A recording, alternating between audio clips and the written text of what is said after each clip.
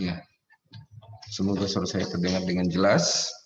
Rekaman ini saya posting, dan rekamannya nanti bisa untuk bantu teman-teman yang tidak hadir. Oke, baik, kita langsung ke materi. Bisa terlihat ya slide-nya dengan baik? Ya, Pak, bisa. Oke, baik.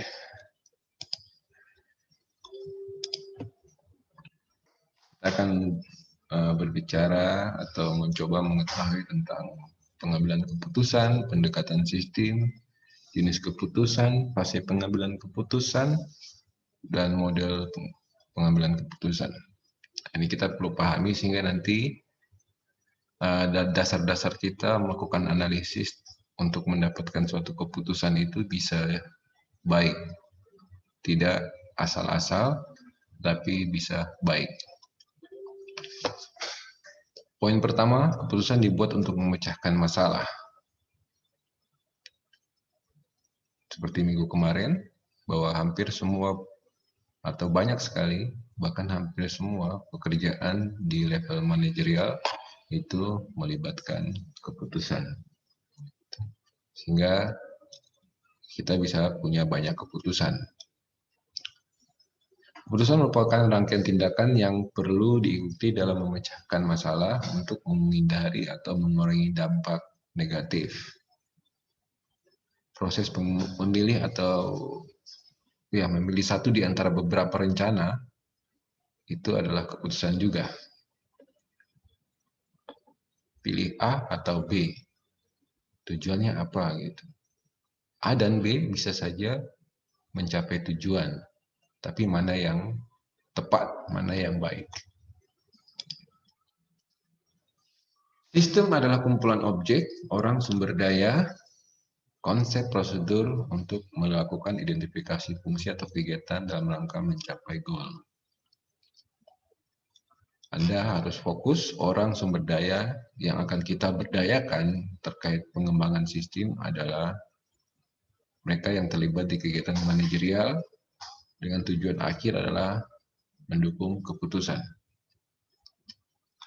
Memunculkan berbagai macam alternatif-alternatif mana yang bisa dipilih. Struktur, ada input, proses, output, feedback. Dari output ke decision maker. Dipisahkan dari lingkungan luar, improvement oleh boundary. Anda punya input, proses, dan output, tetapi kesemuanya itu Anda harus dapatkan dari luar. Entah nanti kasusnya apa, misalnya kasus untuk memilih destinasi pariwisata yang tepat, berarti di luar itu adalah masyarakat. Atau misalnya memilih mata kuliah yang tepat atau kursus yang tepat untuk saya, berarti di luar ini adalah calon peserta pendidikan atau kursus. Anda menyesuaikan dengan karakteristik sistemnya nanti.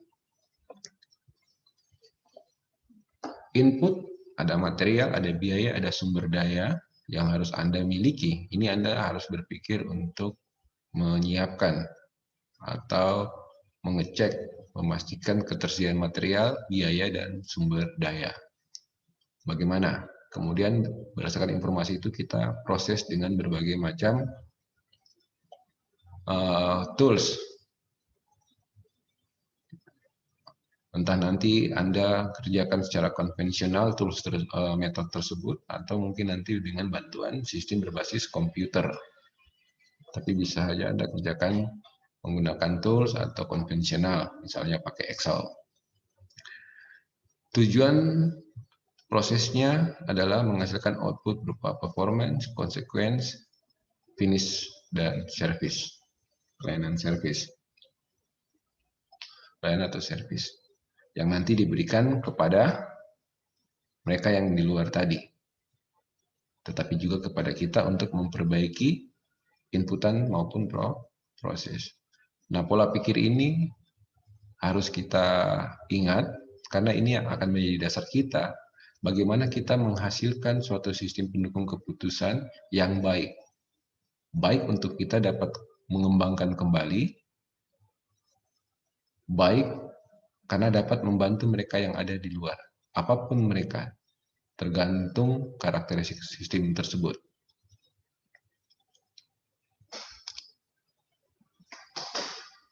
Jenis-jenis keputusan. Ada keputusan terprogram dan keputusan tak terprogram.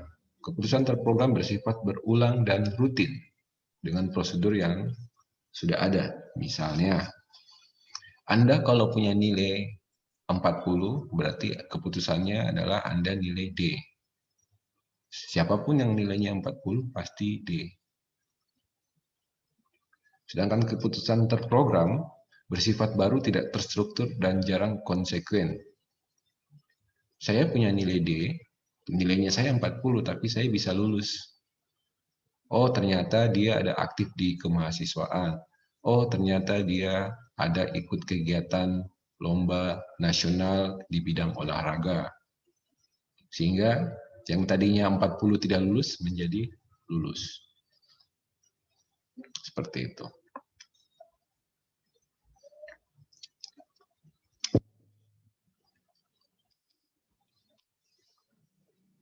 Perbandingan jenis keputusan. Setelah Anda mengenal jenis keputusan terprogram dan tak terprogram, terstruktur dan tak terstruktur, beserta karakteristiknya, perbandingannya seperti ini. Untuk keputusan yang terprogram, banyak, berulang, rutin, kepastian adanya hubungan sebab akibat. Sedangkan tak terprogram, baru tak terstruktur, ketidakpastian adanya hubungan sebab akibat. Ya lah? Kalau 40 tidak lulus. Tapi di sini, oh, dia aktif tidak ya di kemahasiswaan? Dia ada terlibat dalam lomba nasional di bidang olahraga. Bisa saja lulus. Oh tidak, nggak bisa lulus karena dia kurang ada kegiatan dengan klub misalnya. Nah, itu yang tergantung. Prosedur tergantung pada kebijakan, aturan, dan prosedur yang jelas. Prosedur untuk non-programmer, tidak terprogram, butuh kreativitas, intuisi, toleransi, pemecahan masalah secara kreatif. Nah, itu tadi contohnya sudah saya berikan. Mudah-mudahan itu bisa Anda kembangkan terkait masalah-masalah keputusan yang lain.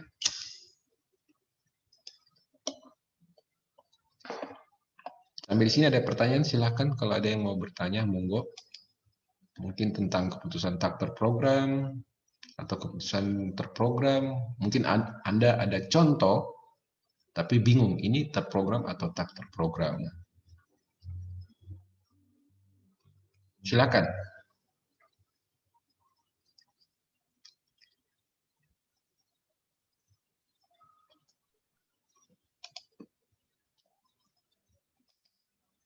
Mungkin di sini.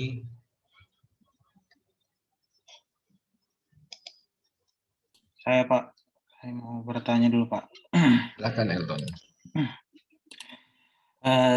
Maaf Pak, saya masih agak sedikit kebingungan di bagian yang di slide ini, di bagian struktur ini Bapak. Di sini kan ada input, proses, output, feedback dari output ke decision maker. Nah, di sini masalahnya itu sudah sampai di sini saja kah atau ada lanjutannya lagi Bapak? Kan ini kan yang terakhirnya kan feedback dari output ke decision maker. Apakah mungkin dari sini ada proses lagi kah? Gitu kan? Karena ini kan feedback atau Bapak. Ya. Mungkin ada di proses lagi kah atau bagaimana ya Bapak? Saya masih belum terlalu paham di sini. Decision maker berfungsi untuk men-set, mengakomodir kebutuhan input. Material yang dia perlukan apa, yang sudah ada apa, berapa besar biayanya, berapa yang sudah tersedia, berapa banyak resource yang ada, berapa yang bisa dipergunakan. Setelah proses kan menghasilkan output.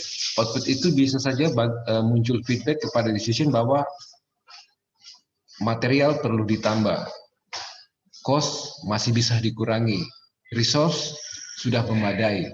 Kalau material bertambah, diproses lagi pasti akan meningkatkan output. Entah performance-nya, tingkat konsekuensinya, produk finish yang dihasilkan akan jauh lebih baik. Dan itu tidak akan terlepas dari siklus sistem, di mana sistem itu terus dikembangkan. Tapi sebelum hal itu sampai menjadi semacam kritikan, kita anggap aja kritik, oh ini sistemnya kurang bagus, gini-gini. Tapi sebenarnya decision making sudah dapat dan dia tahu. Ada yang masalah di material, kurang material, biaya kurang gede, gitu kan. Mungkin metodenya perlu dikembangkan, ganti metode, atau ganti formula, atau mungkin bahkan ada keputusan aktivitas-aktivitas yang perlu dibangun kembali terkait pemanfaatan material, biaya, dan sumber daya. Sehingga sistem itu akan terus berkembang mencapai tujuan yang jauh lebih baik dari tiap versi yang dikeluarkan. Kalau memang kita berbicara tentang versi sistem.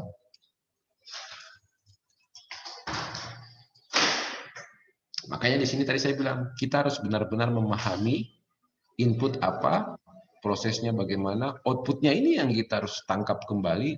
Karena apa? Kita perlu kembangkan lagi. Inputnya, oh materialnya bisa ditambah lagi, sehingga nanti outputnya bisa jauh lebih baik. Pada saat material ditambah, wah ini program ini kurang relevan terhadap material yang sudah ada, perlu dikembangkan lagi. Sehingga nanti keluarlah keputusan yang jauh lebih baik, jauh dari kritikan, jauh dari subjektivitas. Silakan ada lagi. Ini kalian harus ingat pelajaran manajemen teknik, bagaimana Anda menjadi seorang manajer atau pegawai di level tengah, seperti kemarin sudah kita bahas. Anda bisa posisikan situasi Anda di kepanitiaan, kalau memang Anda belum bekerja, atau mungkin Anda masih sebatas staff, Anda bisa posisikan di kepanitiaan, karena di kepanitiaan itu pasti Anda bisa menjadi seorang manajer gitu. Dan itu penting supaya bisa memahami konsep-konsep yang ada di input, proses, output. Nanti ke depannya kita akan semakin jelas, karena kita akan berbicara tentang model. Ini masih konsep saja. Mungkin masih ada lagi, silakan.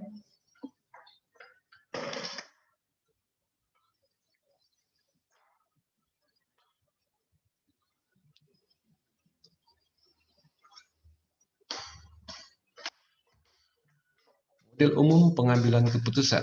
Ada ikonik atau skala.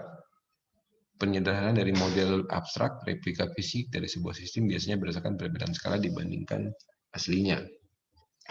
Analog model berlawanan dengan model ikonik, tidak mirip dengan sistem yang real, tetapi mempunyai perilaku yang mirip. Matematikal atau kuantitatif, hubungan yang kompleks dari banyak sistem umumnya tidak dapat sepenuhnya terwakili. Untuk dapat mengabstraksikannya diperlukan pemanfaatan model-model matematis. Ini nanti kita akan banyak belajar di sini. Kita akan titik berat di sini. Mental model memberikan gambaran subjektif bagaimana seseorang memikirkan tentang suatu situasi. Nah, makanya nanti kita akan banyak di sini, sehingga ini hanya sebagai informasi. Mungkin nanti Anda akan dapat di kecerdasan buatan, mungkin Anda akan dapat di sistem pakar di semester berikutnya. Yang kita fokus. Model, kata kuncinya adalah model matematis. Nanti kita akan lihat model matematis itu seperti apa. Terkait konsep yang tadi sudah disampaikan, kita perlu mengenal beberapa tahapan-tahapan penting di dalam pengambilan keputusan. Penelusuran, perancangan, pemilihan, kemudian pengimplementasian. Gitu ya. Ini tahapan-tahapan ini penting tidak penting, tapi kita harus bisa mencoba. Karena kalau kita tidak laksanakan tahapan itu ibaratnya Anda mengerjakan sesuatu, tapi tidak bertahap. Coba bayangkan aja Anda makan tanpa masak. Nggak mungkin ya? Nah, ini perlu kita pahami supaya bisa kita laksanakan. Teorinya mah gampang aja, ditelusuri. Definisi masalah, identifikasi masalah, iya bisa identifikasi enggak gitu. Ada enggak identifikasi masalahnya? Bisa tidak dirancang berdasarkan menggunakan tools-tools yang kita kenal di dalam IT gitu. Kemudian bagaimana cara kita memilih menggunakan suatu model matematis. Dan kemudian kalau diimplementasikan ada masalah tidak? Benar enggak ya gitu keputusan itu? Choice itu benar enggak ya? Atau jangan choice itu kayak masih terlalu fiktif. Nah, kayak nggak percaya gitu dengan hasilnya.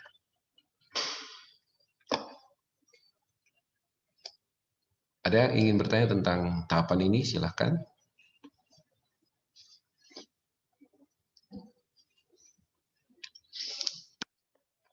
Oke, baik.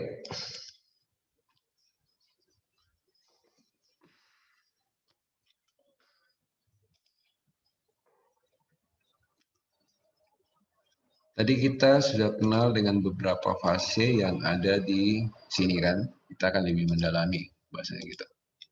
Intelligence, fase pemikiran, mengamati lingkungan luar. Menganalisis tujuan organisasi, mengumpulkan data-data apa yang perlu kita ketahui.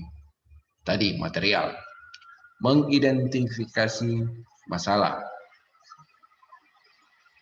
mengkategorikan masalah, apakah programming atau non-programming, terprogram atau tidak terprogram, mendekomposisikan menjadi beberapa bagian kecil. Nanti berdasarkan model matematis, kita akan sangat mudah mendekomposisikannya. Menentukan siapa yang bertanggung jawab atas masalah tersebut. Siapa sih pengambil keputusannya? Karakteristiknya, kebijakannya, aturannya seperti apa? Itu yang perlu kita pikirkan pada saat di fase pemikiran dalam rangka penelusuran masalah. Perancangan, menentukan berapa rencana alternatif. Kira-kira contoh, saya mau pilih lokasi usaha. Berapa banyak lokasi usaha yang bisa kita dapatkan?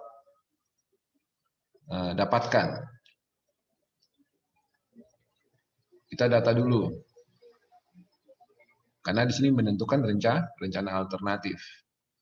Atau serba banyak mahasiswa yang ingin dipilih menjadi ketua BEM. 5K, 7K gitu. Oh, 5 orang ini cocok jadi BEM. Siapakah yang terbaik? Menganalisis solusi-solusi yang potensial.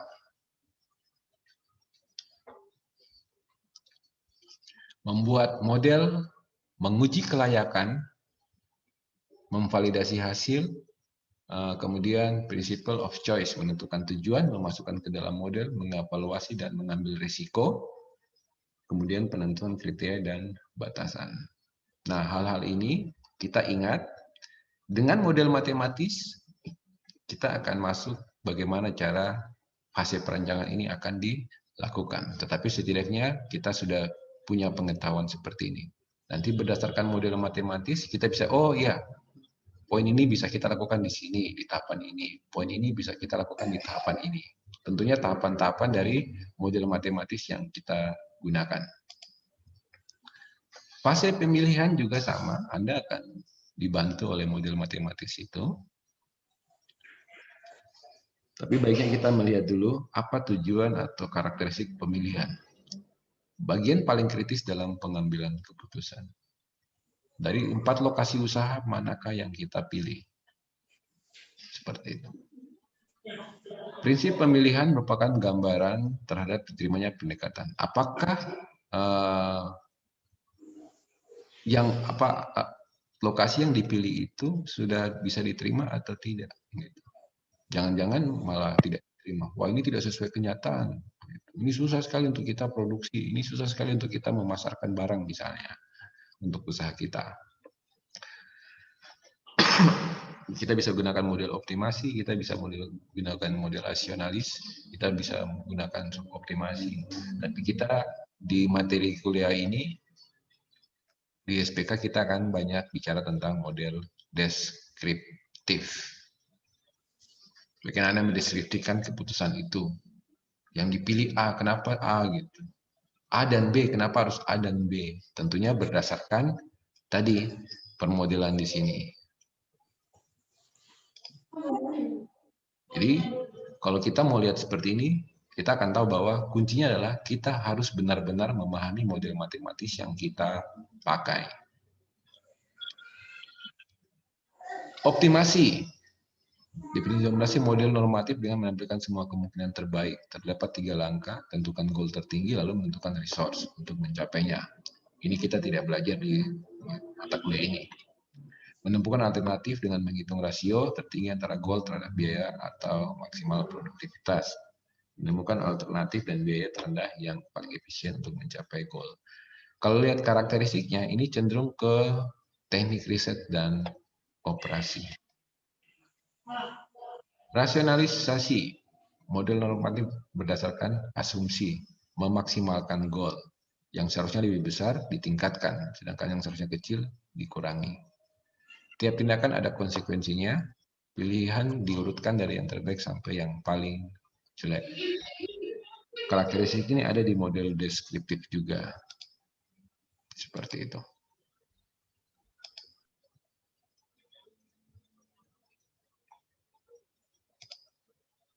Kemudian lanjut, suboptimasi, model normatif pengambilan keputusan dengan memperhatikan dampak setiap pilihan pada seluruh kegiatan.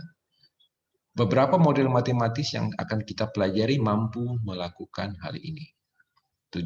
Yang sekarang perlu kalian ingat bahwa ada suboptimasi di mana pengambilan keputusan yang memperhatikan dampak setiap pilihan pada seluruh kegiatan organisasi.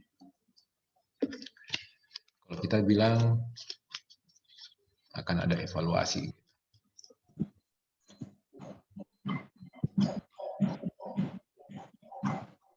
Model deskriptif.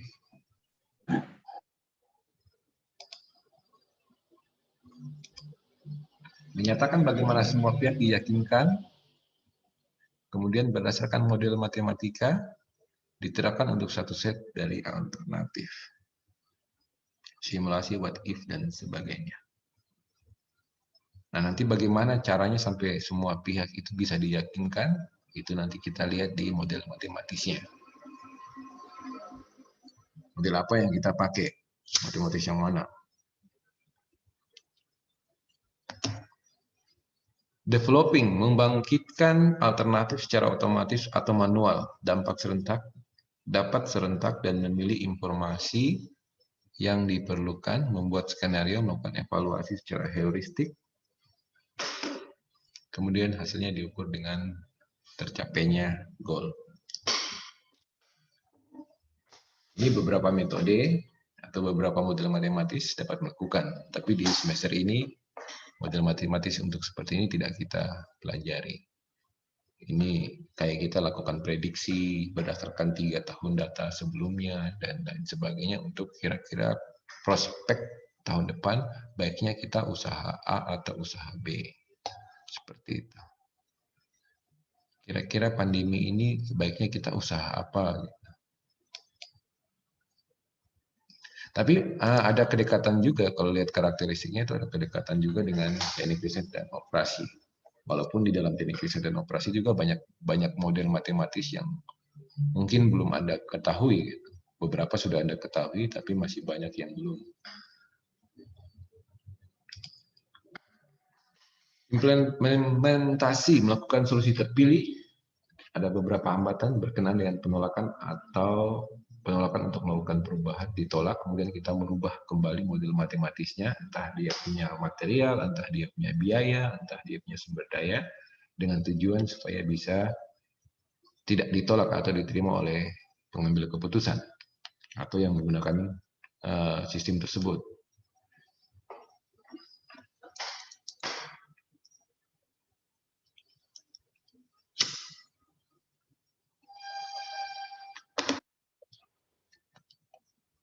Baik, sampai di sini. Monggo silakan, ada yang mungkin perlu dijelaskan ulang lagi atau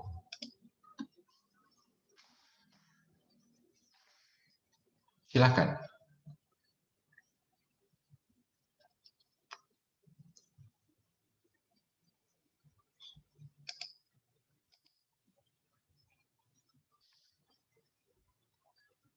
Kalau saya perhatikan, hal yang sering tidak kita lakukan adalah penelusuran. Kita tidak membangun sifat intelijensi kita terkait apa yang perlu kita dapatkan terkait pemikiran. Kita cenderung cuma bilang tek, atau kita cenderung menyampaikan opini, tapi tidak berdasarkan data. Kita cenderung mereka-reka tujuan, tapi tidak berdasarkan data, informasi yang ada di tempat tersebut, atau terkait suatu kegiatan pengambilan keputusan. Hal yang tadi paling sederhana saya sampaikan, yang sudah umum, penentuan lokasi usaha baru.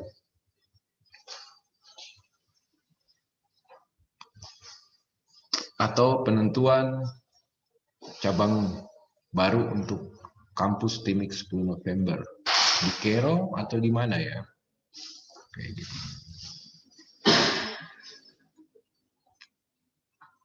Di Kero kah? Mungkin di Jayapura kah? Tapi kita tidak tahu STIMIK ini butuh apa, STIMIK punya karakteristik seperti apa, STIMIK punya jumlah mahasiswa saat ini seperti apa, STIMIK punya tujuan terkait pembentukan cabang baru, kampus cabang, tujuannya apa. Adakah masalah-masalah yang kita bisa dapatkan? Nah, ini perlu kita selidiki, karena kalau kita tidak selidiki ya kita nggak tahu. Pak, masalahnya STIMIK apa ya? Kita nggak, saya juga nggak tahu. Kenapa? Karena saya belum mengamati. Belum ada data yang saya kumpulkan. Nah, kan Bapak di dalam, iya bukan berarti. Karena kasusnya sudah spesifik, yaitu menentukan cabang atau kampus cabang baru. Ada pilihan lokasi, misalnya di Kerong, misalnya di Koya, atau misalnya di Kabupaten Jayapura, atau mungkin nanti kita mau pengen ke buka di Wamena misalnya. Jadi kita tidak tahu karakteristik ini seperti apa tujuannya dia membuka kampus cabang, data-datanya seperti apa saat ini. Kira-kira kalau kita sudah lakukan ini, apa masalahnya? Nah, itu yang paling sering kita tidak perhatikan, baik dalam sistem pendukung keputusan maupun dalam pengembangan suatu sistem informasi.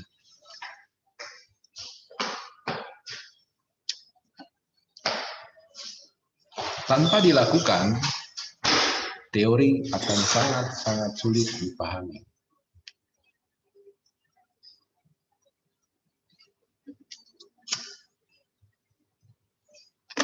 Silakan, ada yang ingin bertanya terkait bagaimana cara saya mengimplementasikannya, atau mungkin hal apa saja, mungkin ada yang membingungkan, ataukah mungkin sudah pernah lakukan tapi bingung kira-kira teknik itu atau cara yang saya lakukan itu berada di fase yang mana dari keempat fase ini.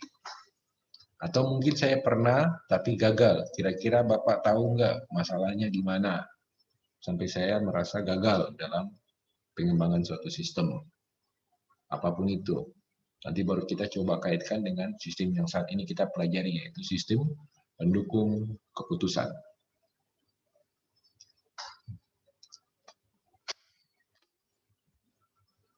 Silakan kalau ada yang ingin bertanya.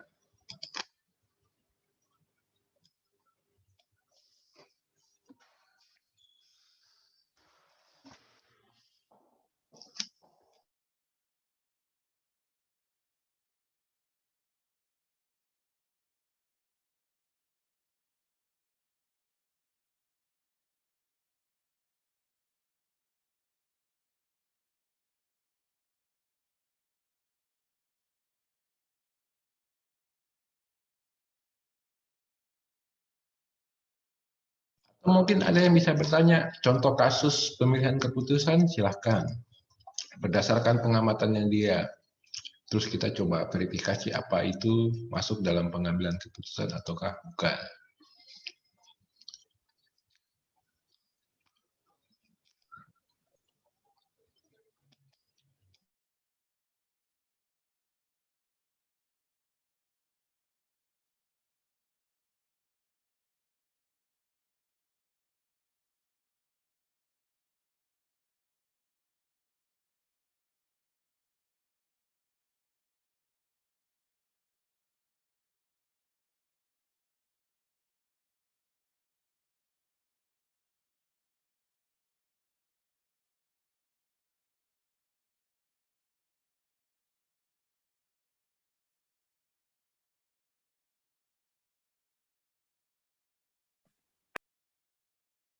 Silakan, ada lagi?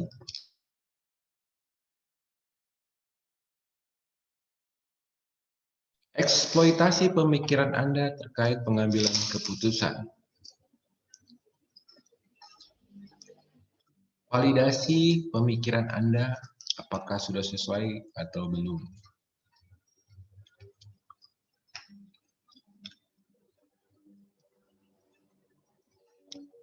Apakah Anda mengenal sistem pendukung keputusan ataukah tidak? Kalau kenal, contohnya apa? Nah, di forum inilah kita bisa saling memverifikasi pemikiran Anda, apakah benar atau belum. Materinya begitu aja, sudah selesai materi.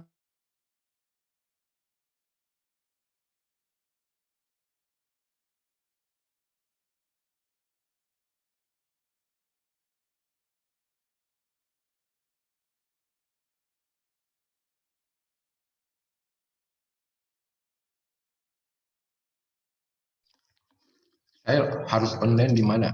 Di kampus kah? Di rumah kah? Di kota kah? Di IMBI kah? Di Dok 2 kah? Di Mandala kah? Semua lokasi tadi yang saya sebutkan itu berkemungkinan besar menjadi pilihan Anda. Siapa yang bilang di Mandala saya tidak bisa online?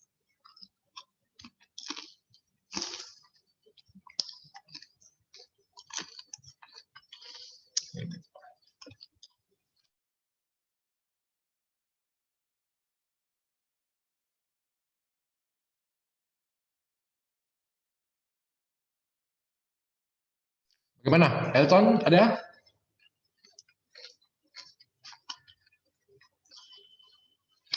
Indriana? Senyum-senyum. Ya, senyum-senyum. Gimana? Senyum juga. Sebenarnya ganteng sampai kamu dulu senyum. Kamu tiga senyum. Maria.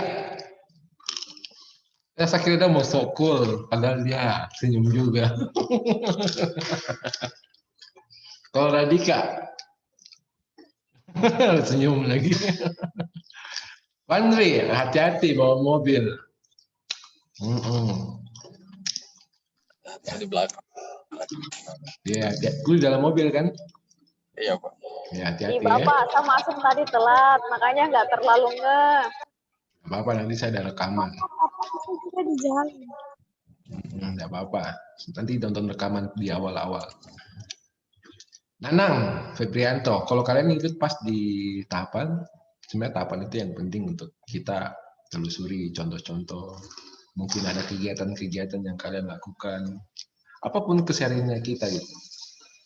Tapi tadi Bapak itu harus pilih salah satu dari tahapan-tahapan itu atau Semua dilaksanakan, semua wajib dilaksanakan. Ibaratkan Anda membuat kue, nggak mungkin salah satunya dipilih.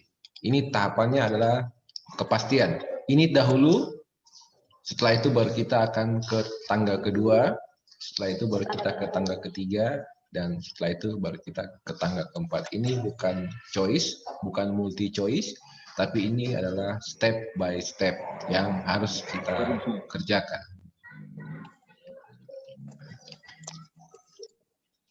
Sekali lagi, ini bukan multi choice, bukan pilihan, tetapi tahapan yang harus kita lalui. Mulai dari 1, harus kedua, harus ketiga, harus keempat. Nanti masalah implementasi apakah bisa berbarengan? Kembali ke kemampuan Anda dalam mengimplementasikan suatu metode untuk mengembangkan sistem. Contoh, beberapa orang akan berpikir, udah ini taruhlah semua harus 100%. Baru 20% dia sudah kerjakan tahapan kedua. Tahapan kedua baru 5% dia sudah kerjakan tahapan pemilihan. Baru 1% di sini sudah ada kelihatan mungkin 0,1%. Semakin naik, otomatis grafiknya akan ikut naik semua, toh, sampai akhirnya semuanya mencapai 100%. Tergantung karakteristik Anda. Ada yang mengerjakan seperti ini. Ini 100% dulu, baru pindah ke ini. Sebelum ini di 100%, dia tetap bertahan di tahapan 2. Setelah tahapan 2 sudah sampai progres 100%, baru dia pindah ke tahapan 3. Ada yang model seperti itu. Tergantung nanti karakteristiknya seperti apa, atau penguasaannya kalian seperti apa. Tetapi intinya adalah bahwa setiap tahapan ini wajib untuk dilakukan. Kalau tidak, akan banyak efek di sini. Hasilnya kurang bagus, tidak tepat. Feedbacknya akan kesusahan untuk bagaimana mendesain input. Entah itu penambahan material, atau mungkin cost-nya perlu ditambah lagi, atau resource-nya bisa dikurangi. Kenapa bisa seperti itu? Ya, karena dia tidak melakukan tahapan ini dengan baik sebenarnya. Sehingga sistem yang dihasilkan justru mental. Sistem untuk, misalnya untuk customer, malah nggak bisa, malah customernya nggak mau pakai. Karena nggak ada keputusan yang dia rasa baik gitu. Tidak bisa meyakinkan dia bahwa keputusan itu benar-benar dapat membantu dia.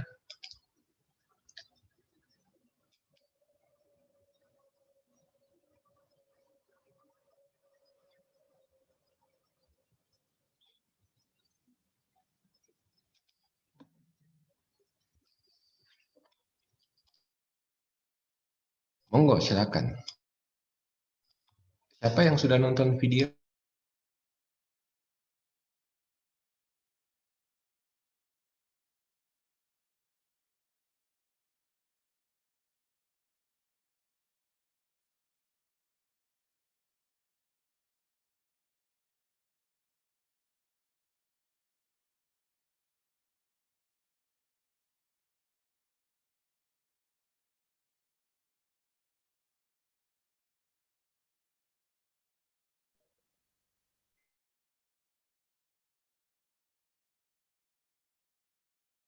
Bapak, nggak ada suara, Bapak. Ya, saya sudah selesai 7 menit yang lalu. Saya hanya lagi mengecek apakah ada pertanyaan-pertanyaan. Substansi hari ini adalah Anda mengenal sistem pendukung keputusan. Bagaimana tahapan-tahapan untuk membangun suatu sistem keputusan. Anda tidak lepas dari materi kemarin terkait Anda adalah seorang manajer yang mempunyai beberapa sifat, diantaranya informasional, liaison, diseminator.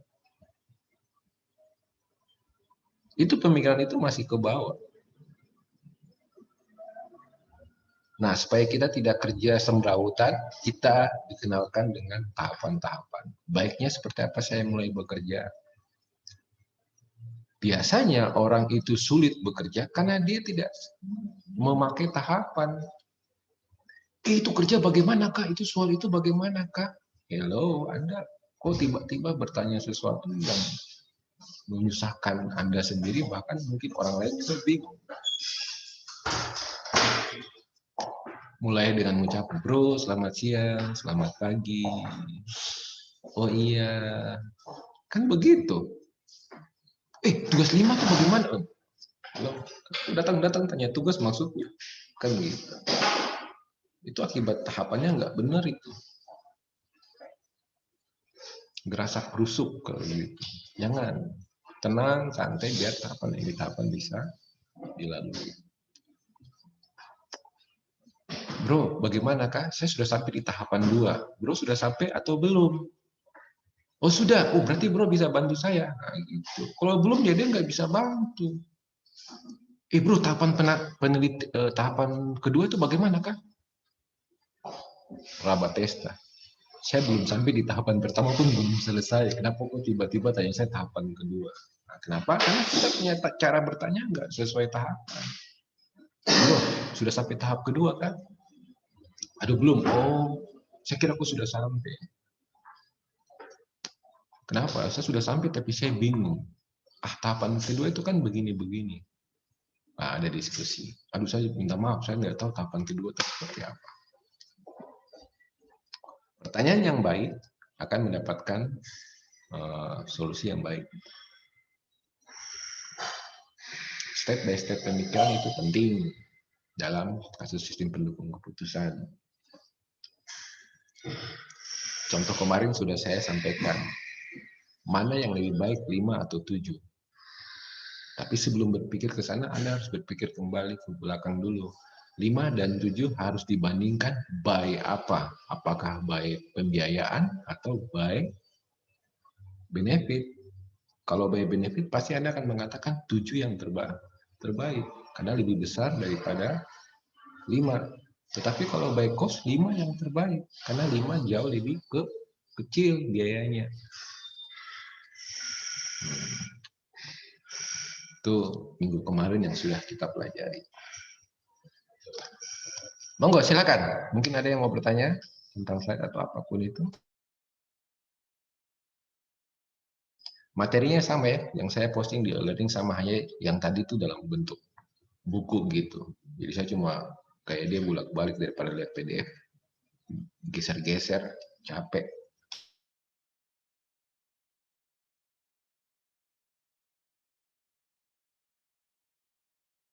Nanang, bagaimana Nanang? Ada pertanyaan? Nggak ada, Pak. Oke. Abraham? Sudah ada juga, Pak. Oke. Tier. Di sini bacanya Tier, jadi saya bacanya Tier. Ada pertanyaan Tier?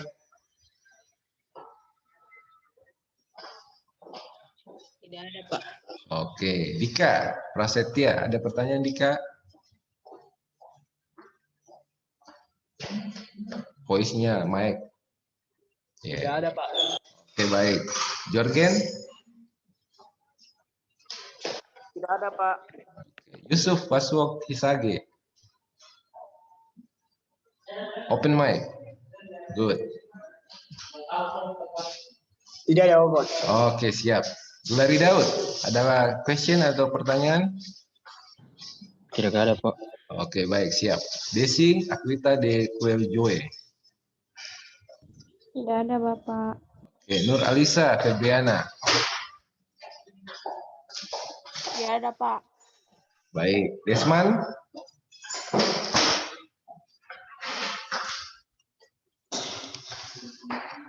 Desman, ada pertanyaan? Open mic.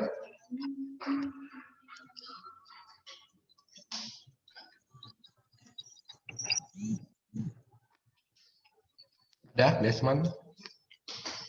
Tidak ada, Bapak. Oke, baik. Yesaya Roring. Sama, Pak. Enggak sih. Enggak ada. Ayu Ratna Ningtyas.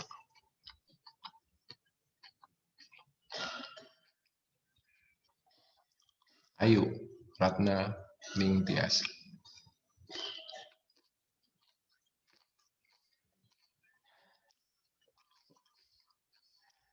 Oke. Saya rasa hari ini materinya seperti itu. Saya beri waktu kalian 5 menit untuk absen. Saya tunggu. Segera.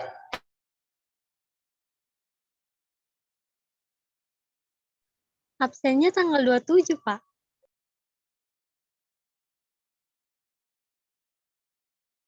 Sabar Bapak sebelum absen.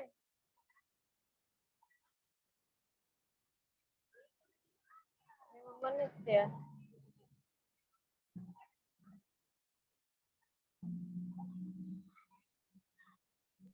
Bapak punya absen, Bapak taruh tanggal 27 hari Sabtu.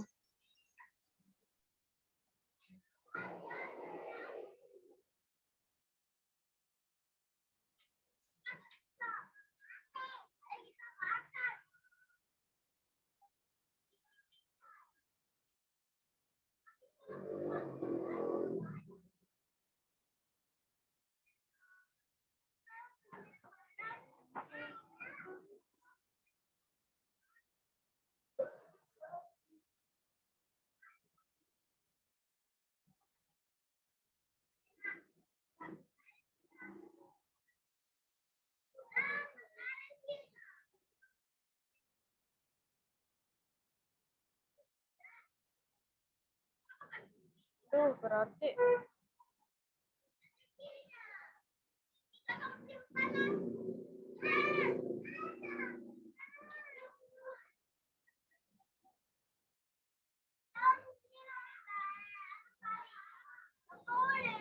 Di Sapunya tidak ada untuk absen, Pak. Aku buat ini.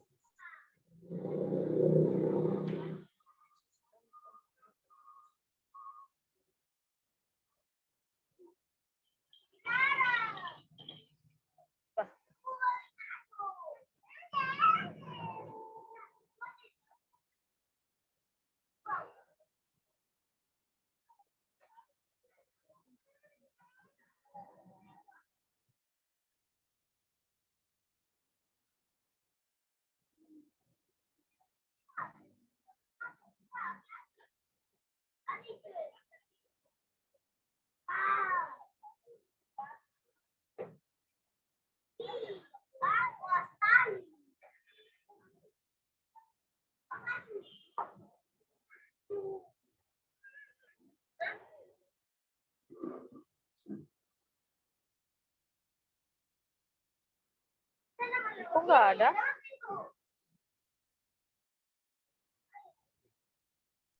For refresh.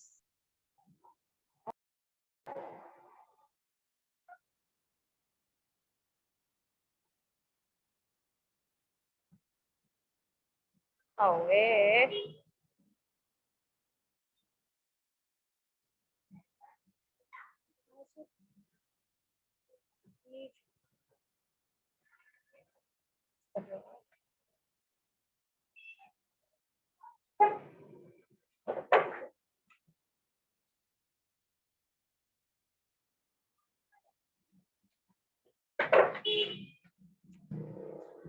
lebih baik.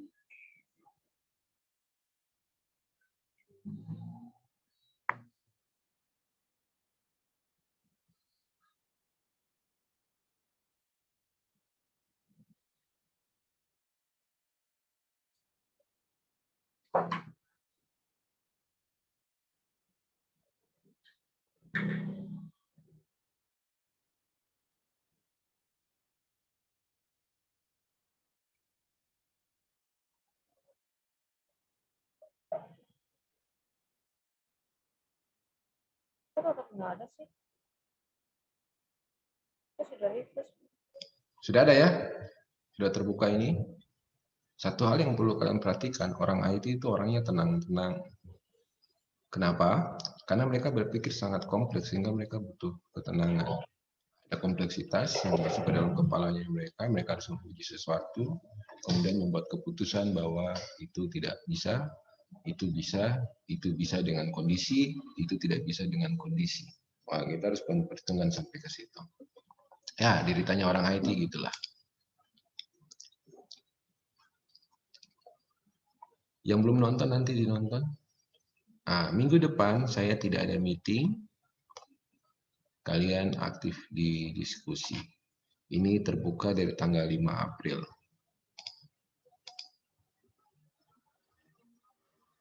Tanggal 5 April sampai dengan tanggal berapa bisa lupa.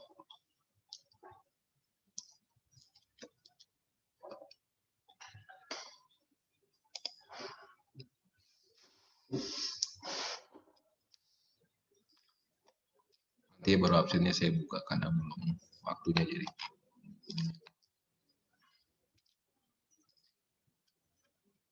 Bapak sabar ya, dia belum muncul jadi. Siapa namamu? Radika ya? Iya Bapak. Radika di TIA apa ya? TIA ya? TIA.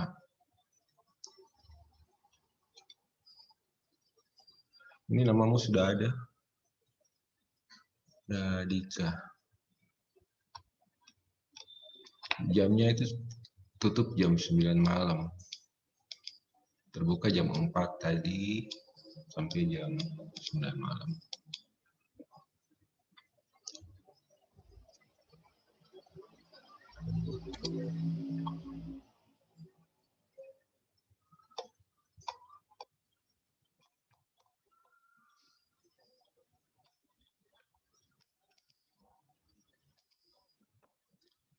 Oke. Hari ini materi kita selesai. Minggu depan kalian ada materi tapi tidak ada virtual. Kalian aktif di diskusi. Nanti dicek diskusinya. Biasanya jamnya sesuai dengan jam kuliahnya kalian aja lah. Keempat juga begitu, saya nggak ada materi, cuma ada chat. Kelima baru nanti ada pertemuan. Jadi 2 minggu kita tidak ada pertemuan tatap muka, tapi kita ketemu di diskusi. Yang ini kita ketemu di chat. Manfaatkan dengan bijak. Saya sedang mau merubah kondisi hati saya, kondisi cara ngajar saya.